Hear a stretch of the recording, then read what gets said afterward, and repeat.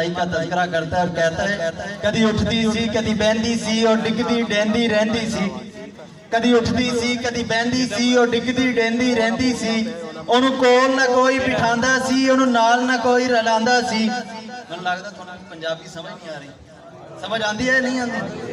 सुभान अल्लाह ते कोई यार। कदी उठदी सी कदी बहंदी सी और डिगदी डेंदी रहंदी सी, ओनू नाल ना कोई रलांदा सी, ओनू कोल ना कोई बिठांदा सी।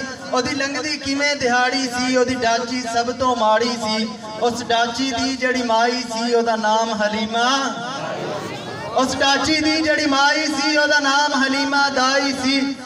आखिर विच मक्के आई सी, पिछे आके ओ पछताई सी, हर बूहा उस खड़काया सी, ओनू खैर किसे ना पाया सी, हर बूहा उस खड़काया सी, ओनू खैर किसे ना पाया सी। हर दर्दी बनी सवाली सी, ओदी झोली फिर भी खाली सी।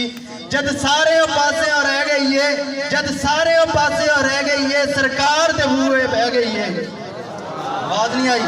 जद सारे पासे रह गई है, सरकार दे बूहे बह गई है।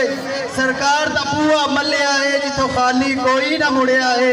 रहमत दा झूला चलिया है, सरकार दा बूहा खुलिया है।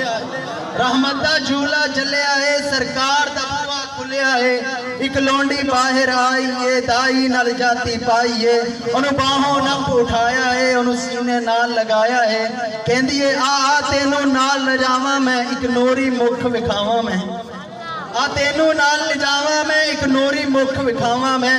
साडे वेड़े ओ चन चढ़िया है, जिहदा चन्न भी कलमा पढ़िया है। सुभान अल्लाह। साडे वेड़े ओ चन चढ़िया है, जिहदा चन्न भी कलमा पढ़िया है। दाई हलीमा उसके साथ गई, फिर हुजूर सल्लल्लाहु अलैहि वसल्लम को लेकर अपने घर चली गई। मुख्तसर कर रहा हूँ। अपने घर में जाने के बाद घर में रहती है, बाहर नहीं निकलती। दाइयां आई इसके साथ वाली हलीमा के पास, बोलो साथ दिया जो दाइयां ने चलकोल हलीमा आइया ने, सब पुछण तू बार आंदी ने, क्यों सानू शक्ल विखांदी ने, किथों खांदी है किथों पींदी है। बनो साथ दिया जो दाइयां ने चलकोल हलीमा आइया ने, सब पुछण तू बार आंदी ने, क्यों सानू शक्ल विखांदी नहीं, किथों खांदी है किथों पींदी है।